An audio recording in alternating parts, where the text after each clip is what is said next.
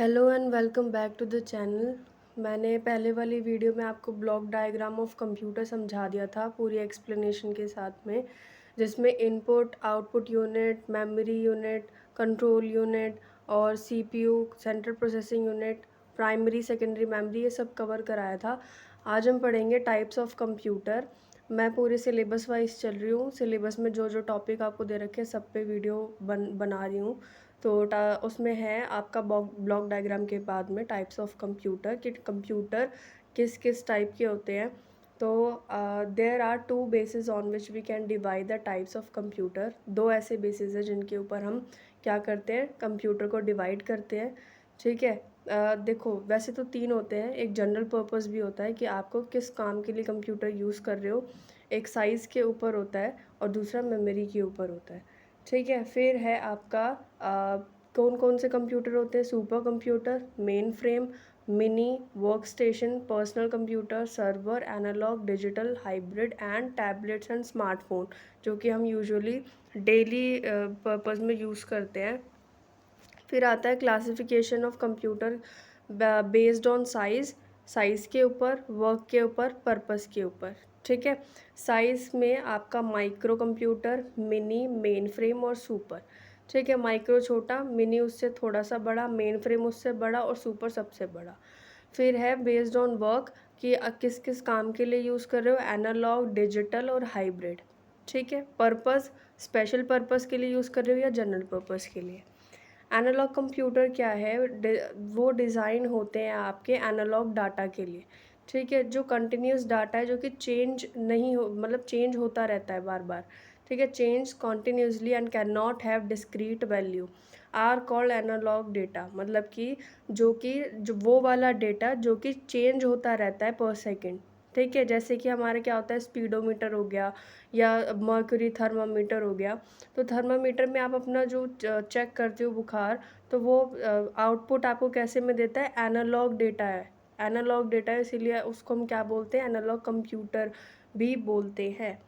ठीक है। तो क्या होता है, जो एनालॉग कंप्यूटर होता है वो यूज़ करते हैं where we don't need exact value. हमें जब एग्जैक्ट वैल्यू नहीं चाहिए होती और need approximate value such as speed, temperature, pressure, ये नापने के लिए हम किसका यूज़ करते हैं, एनालॉग कंप्यूटर का। ठीक है। एक तो स्पीड, टेम्परेचर और प्रेशर, इन सारी चीज़ों को अप्रॉक्सीमेट नापने के लिए हम एनालॉग कंप्यूटर का यूज़ करते हैं। It can directly accept the data, ये आपका डेटा को एक्सेप्ट करता है फ्रॉम द मेजरिंग डिवाइस, जो डिवाइस आपने यूज़ कर रखा है, without first converting it to numbers and codes. पहले वो कन्वर्ट नहीं करता है नंबर और कोड में। ठीक है। It measure the continuous changes in physical quantity, पहले मेजर करता है कि क्या क्या चेंजेस हो रहे हैं फिजिकल क्वांटिटी में। और it gives output as a reading on a dial or scale. For example, जैसे अब केवल एग्जांपल पे फोकस रखो, जैसे स्पीडोमीटर होता है स्पीड नापने के लिए, मर्क्यूरी थर्मामीटर होता है आपका बुखार वगैरह नापने के लिए। तो वो कौन से, किस कैटेगरी में आते हैं, वो एनालॉग कंप्यूटर की कैटेगरी में आते हैं। अब होता है आपका डिजिटल कंप्यूटर। वो क्या होते हैं, are design in such a way that they can easily perform calculation perform करने के लिए, लॉजिकल ऑपरेशन को हाई स्पीड में कैलकुलेट करने के लिए। और क्या करते हैं, वो रॉ डेटा को इनपुट की तरह लेते हैं, प्रोसेस करते हैं और it programs stored in its memory to produce the final output दे देते हैं। है ना, जैसे कि कंप्यूटर नॉर्मली काम करता है, रॉ डेटा को लेता है, इनपुट प्रोसेस करता है और आपको स्टोर करके आउटपुट दे देता है। It only understand the binary input, मतलब कि जो हमारे कंप्यूटर होता है वो केवल बाइनरी इनपुट पे काम करता है, 0 और 1 पे। तो जो रॉ इनपुट डेटा है वो कन्वर्ट हो जाता है हमारा 0 और 1 में। ठीक है। वो कंप्यूटर खुद कर लेता है और फिर प्रोसेस करता है कंप्यूटर के द्वारा टू प्रोड्यूस द रिजल्ट। ठीक है, या फिर फाइनल आउटपुट जिसे हम कहते हैं। मॉडर्न कंप्यूटर, जैसे कि डिजिटल कंप्यूटर में कितने आते हैं, सारे के सारे जितने भी मॉडर्न कंप्यूटर है, जैसे कि लैपटॉप हो गया, डेस्कटॉप हो गया, स्मार्टफोन हो गए आपके, ये सारे आपके क्या होते हैं, डिजिटल कंप्यूटर। अब होता है आपका हाइब्रिड कंप्यूटर। क्या होता है, as the name suggest hybrid, मतलब कि दो चीज़ों को कंबाइन करके बनाया गया हुआ कंप्यूटर। जैसे कि hybrid computer is a combination of both analogue and digital. Analogue और डिजिटल को कंबाइन करके जब कोई कंप्यूटर बनता है उसको हाइब्रिड बोलते हैं। हाइब्रिड कंप्यूटर बहुत ज़्यादा फास्ट होते हैं एनालॉग कंप्यूटर की तरह, ठीक है। और analogue computer and have memory and accuracy like digital computer. जैसे डिजिटल कंप्यूटर पूरा एक्यूरेट होता है और उसकी मेमोरी भी ज़्यादा होती है, ऐसे ही हाइब्रिड में भी क्या करा है, मॉडिफाई करा है। क्यों? क्योंकि ये दोनों कंप्यूटर का कॉम्बिनेशन है। उसके पास एबिलिटी है टू प्रोसेस बहुत the continuous and discrete data. Discrete data क्या था हमारा, जो एनालॉग डेटा हम देते हैं, जो कि कंटिन्यूसली चेंज होता रहता है, ठीक है। उसके पास क्या है, एबिलिटी दोनों डेटा पे काम करने की, कंटिन्यूस भी और डिस्क्रीट भी, ठीक है। For working when it accept analogue signals as input then it converts them into digital form before processing the input data. मतलब कि काम करने के लिए वो क्या करता है, एक्सेप्ट करता है एनालॉग सिग्नल को एज अ इनपुट, ठीक है। फिर क्या कर देता है, कन्वर्ट कर देता है इनटू डिजिटल फॉर्म, ठीक है। फिर क्या करता है, प्रोसेसिंग करता है इनपुट डेटा की, जो हमने डेटा उसको दिया है, ठीक है। सबसे पहले क्या करता है, एक्सेप्ट करता है एनालॉग सिग्नल्स को, क्योंकि ये दोनों कंप्यूटर का कॉम्बिनेशन है, एनालॉग भी और डिजिटल भी। तो ये एनालॉग सिग्नल्स को लेता है इनपुट की तरह, कन्वर्ट कर देता है उसको किस में, डिजिटल फॉर्म में, ठीक है। क्या, प्रोसेसिंग करने से पहले ही इनपुट डेटा की, ठीक है। तो it is widely use in specialised application where both analogue and digital data are required to be process. ये एक बहुत ज़्यादा वाइडली यूज्ड होता है किसमें, स्पेशलाइज्ड एप्लीकेशंस में, जहाँ पे एनालॉग और डिजिटल डेटा दोनों ही दोनों की रिक्वायरमेंट होती है प्रोसेस करने के लिए, ठीक है। अब प्रोसेसर विच इज़ यूज, जैसे कि हाइब्रिड कंप्यूटर का क्या एग्जांपल होएगा, पेट्रोल पंप। क्यों? क्योंकि that converts the measurement of fuel flow into quantity and price. उसमें क्या क्या चल रहा है, फ्यूल फ्लो भी चल रहा है, मेजरमेंट ऑफ फ्यूल फ्लो भी चल रहा है, और ऊपर से उसकी क्वांटिटी और प्राइस भी चल रहा है, ठीक है। वो क्या हो जाएगा, आपका हाइब्रिड कंप्यूटर का एग्जांपल हो जाएगा। फिर आता है सुपर कंप्यूटर। सुपर कंप्यूटर क्या होता है, when we talk about speed, जब हम स्पीड के बारे में बात करते हैं, then the first name that comes into, हमारे दिमाग में सबसे पहला नाम क्या आता है, सुपर कंप्यूटर का। क्यों? क्योंकि they are biggest and fastest computer, सबसे ज़्यादा बड़े होते हैं और सबसे ज़्यादा फास्ट काम करते हैं, ठीक है। किसके टर्म्स में, स्पीड के टर्म्स में और डेटा की प्रोसेसिंग के टर्म्स में। जो सुपर कंप्यूटर होता है वो ऐसे डिज़ाइन करा जाता है जो कि बहुत बड़े बड़े डेटा के ऊपर काम करता है, ठीक है। जैसे कि बहुत सारे प्रोसेसिंग हो गई, ट्रिलियंस ऑफ इंस्ट्रक्शन हमने दे दिए हैं उसे, तो वो क्या करेगा, एक ही सेकंड में आपको आउटपुट दे देगा। क्यों हो रहा है ऐसा, because of the thousands of interconnected processors in super computer. मतलब कि एक प्रोसेसर नहीं लगा हुआ होता है, बहुत सारे प्रोसेसर आपस में इंटरकनेक्टेड होते हैं सुपर कंप्यूटर के अंदर, इसीलिए वो क्या करते हैं, ट्रिलियंस ऑफ इंस्ट्रक्शंस पे काम कर लेते हैं। बेसिकली क्या होता है, साइंटिफिक और इंजीनियरिंग एप्लीकेशंस में इनका ज़्यादा यूज़ होता है। जैसे कि हम वेदर फोरकास्टिंग करते हैं, तो वो क्या होता है, आपका जो डेटा होता है वो बदलता रहता है ना। साइंटिफिक सिमुलेशंस होते हैं, एक्सपेरिमेंट एक बार काम कर दिया, एक बार नहीं करा, बहुत सारे एक्सपेरिमेंट्स एक बार में चल रहे होते हैं, और एक्सपेरिमेंट्स के अंदर भी काफ़ी सारे मॉड्यूल्स होते हैं परफॉर्म करने के लिए। तो वो ऐसे छोटे मोटे कंप्यूटर पे हो नहीं सकते हैं, इसीलिए उसको सुपर कंप्यूटर की ज़रूरत पड़ती है। और इसमें एक चीज़ और ऐड कर लेना कि जो सुपर कंप्यूटर है वो रॉजर ग्रे ने 1976 में डेवलप करा था। अब हम पढ़ते हैं कैरेक्टरिस्टिक, इसकी विशेषताएं पढ़ते हैं। जो सुपर कंप्यूटर है वो बहुत ज़्यादा फास्ट है और बहुत ज़्यादा एक्सपेंसिव भी है, मतलब ये एक नॉर्मल इंसान उसको अफोर्ड नहीं कर सकता। इसीलिए जो नासा वाले हैं या फिर जिनको काफ़ी ज़्यादा काम पड़ता है, जिनको trillions of instruction per day या पर सेकंड देनी पड़ती हैं, वो सुपर कंप्यूटर का यूज़ करते हैं। तो it can calculate up to 10 trillion individual calculation per second पे वो कितनी मतलब कितनी ज़्यादा इंस्ट्रक्शन ले सकते हैं, 10 ट्रिलियन, बिलियन से भी ऊपर, ट्रिलियन।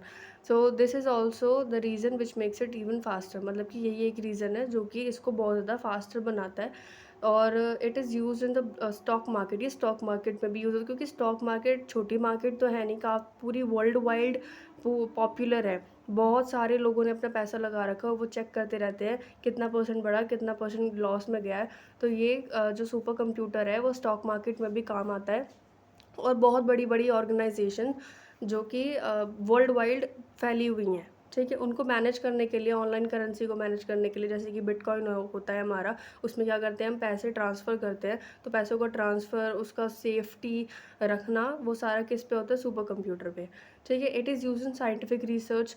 साइंटिफिक, मैंने अभी बताया कि जितने भी साइंस से रिलेटेड वर्क होते हैं वो इतने छोटे मोटे कंप्यूटर में नहीं होते हैं। उसको एनालाइज करना, डेटा को ऑब्टेन करना, इनपुट देना और चेंजेस करना, और काफ़ी सारे सिस्टम्स को ऐड करना, सॉफ्टवेयर डालना, ठीक है, ये सारी चीज़ें जितनी भी होती हैं वो सुपर कंप्यूटर में होती हैं।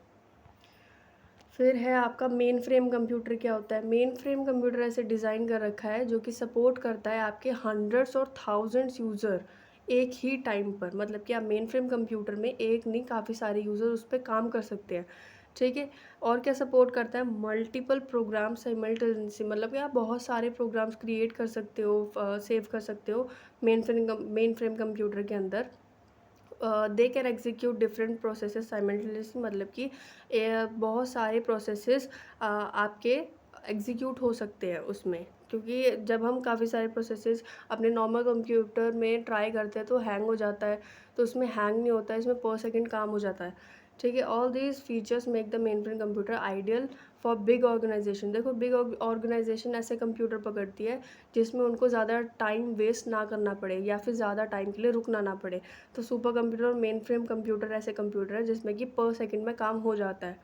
ठीक है, इसमें आप मतलब कि वो दे सकते हो, एग्जांपल दे सकते हो, टेलीकॉम सेक्टर, बैंकिंग सेक्टर, इन सब में क्या यूज़ होता है? Mainframe computer. फिर करते हैं हम कैरेक्टरिस्टिक ऑफ मेन कंप्यूटर कि इसमें विशेषताएं क्या है। एक तो बहुत ज़्यादा एक्सपेंसिव है, सुपर कंप्यूटर की तरह बहुत ज़्यादा कॉस्टली है। ठीक है, हाई स्टोरेज कैपेसिटी तो है ही है, लेकिन ग्रेट परफॉर्मेंस भी है। ठीक है, फिर आता है आपका कि ये प्रोसेस कर लेता है काफ़ी सारे ह्यूज अमाउंट ऑफ डेटा। ठीक है, like data involve in the banking sector, क्योंकि जो बैंकिंग सेक्टर होता है उसमें तो हर टाइम की ट्रांजैक्शंस होती हैं, तो वो उसके लिए तो आपको बड़ी स्टोरेज कैपेसिटी चाहिए ना, और वो मेन फ्रेम के अंदर होती ही है। तो it run smoothly for a long time and has a long life. एक तो लॉन्ग लाइफ है और अच्छे से चलता है। फिर आते हैं मिनी कंप्यूटर। मिनी कंप्यूटर क्या होता है? Medium size multi processing computer होता है। मीडियम साइज़ मतलब कि जो सुपर और मेन फ्रेम कंप्यूटर होते हैं वो बहुत बड़े होते हैं साइज़ में, मतलब कि आपका पूरा रूम घेर लेंगे। लेकिन जो मिनी कंप्यूटर होता है वो छोटा मीडियम साइज़ का होता है। In this type of computer there are two or more processor, pre processor, या फिर कह सकते हो कि पहले वाले में जब बहुत सारे प्रोसेसर लगे हुए थे जो कि इंटरकनेक्टेड थे, इसमें केवल 2 या 2 से ज़्यादा लग सकते हैं प्रोसेसर। ठीक है, और ये कितने लोगों को सपोर्ट करता है? 4 से लेकर 200 यूज़र एट वन टाइम उस पर यूज़ कर सकते हैं, मिनी कंप्यूटर को यूज़ कर सकते हैं 4 से लेकर 200 यूज़र। ठीक है, मिनी कंप्यूटर क्या है? Similar to microcontroller. Microcontroller से बिल्कुल सिमिलर है मिनी कंप्यूटर। मिनी कंप्यूटर किस किस जगह पे यूज़ होता है? इंस्टीट्यूट्स में या फिर डिपार्टमेंटल वर्क में यूज़ हो जाता है और बहुत सारे डिफरेंट डिफरेंट वर्क में, जैसे बिलिंग हो गया, अकाउंटिंग हो गया। देखो, बैंकिंग चीज़ अलग है, बैंकिंग सेक्टर अलग है, लेकिन छोटी छोटी बिलिंग करना, अकाउंटिंग करना, इन्वेंट्री मैनेजमेंट, ये सारे आपके मिनी कंप्यूटर पे इजीली हो जाते हैं। लेकिन जो बड़े बैंक्स होते हैं ना, उनको मेन फ्रेम की ज़रूरत पड़ती है। It is smaller than a mainframe computer. थोड़ा सा छोटा है मेन फ्रेम से, लेकिन larger in comparison to the micro. माइक्रो से बड़ा है। अभी हम माइक्रो पढ़ेंगे, मिनी के बाद माइक्रो ही आता है। मैंने आपको पहले सबसे बड़ा कंप्यूटर पढ़ाया सुपर कंप्यूटर, फिर उससे थोड़ा छोटा मेन फ्रेम, फिर उससे थोड़ा छोटा कौन सा? Mini computer. अब हम क्या पढ़ेंगे? माइक्रो, जो कि हम लोग यूज़ करते हैं। अब किसके कैरेक्टरिस्टिक पढ़ते हैं। एक तो वेट इसका लो है, ज़्यादा भारी नहीं है, और क्या है, लो वेट की वजह से आप इसको आराम से कहीं भी कैरी करके ले जा सकते हो। एक तो लेस एक्सपेंसिव है, वो वाले क्या थे? बहुत ज़्यादा कॉस्टलियर थे। ये वाले लेस एक्सपेंसिव है, ये बहुत ज़्यादा फास्ट काम करता है, लेकिन उनसे ज़्यादा फास्ट काम नहीं करता, एवरेज आपको स्पीड दे देगा। फिर है पर्सनल कंप्यूटर। पीसी क्या होता है? पीसी होता है आपका माइक्रो कंप्यूटर भी कहते हैं इसको, और बेसिकली इसका जो जनरल पर्पस कंप्यूटर है, और क्या काम करता है? ये केवल इंडिविजुअल के लिए डिज़ाइन करा गया है। जो हम जैसे रोज़मर्रा के लोग हैं, उनको अगर लैपटॉप वगैरह की ज़रूरत पड़ती है तो इस पे आसानी से काम हो सकता है। जैसे कि हम लोग हैं कोडिंग वगैरह करते हैं, तो आप अपने नॉर्मल लैपटॉप पे आराम से कर सकते हो। लेकिन जो लोग कंपनियाँ ओन कर रहे हैं या ऑर्गेनाइजेशन ओन कर रहे हैं, उसके लिए ये बहुत ज़्यादा फ्रेजाइल हो जाएगा, काम करने के लिए अच्छे से काम नहीं हो पाएगा। इसीलिए वो क्या करते हैं, बड़े बड़े कंप्यूटर का यूज़ करते हैं। It consist of micro processor, इसके अंदर माइक्रो प्रोसेसर है, सेंट्रल प्रोसेसिंग यूनिट है, मेमोरी है, इनपुट यूनिट है और output unit. This kind of computer is suitable for personal work. बताया ना, ये वाला जो कंप्यूटर होता है वो क्या करता है, पर्सनल वर्क के लिए बहुत अच्छा है। जैसे असाइनमेंट आपको बनाना है या मूवी देखनी है या ऑफिस का काम है आपका, तो उसके लिए आप इसको यूज़ कर सकते हो। इसका एग्जांपल क्या है, लैपटॉप या डेस्कटॉप कंप्यूटर। फिर आते हैं इसके कैरेक्टरिस्टिक पे कि बहुत ज़्यादा लिमिटेड नंबर ऑफ़ सॉफ्टवेयर आप इस पे यूज़ कर सकते हो और बहुत ज़्यादा साइज़ में छोटा होता है। और इसका जो ये किस लिए बनाया गया है, पर्सनल यूज़ के लिए बनाया गया है और ये बहुत ज़्यादा ईज़ी टू यूज़ है, मतलब कि आपको इसकी एप्लीकेशन समझ में आ जाएंगी।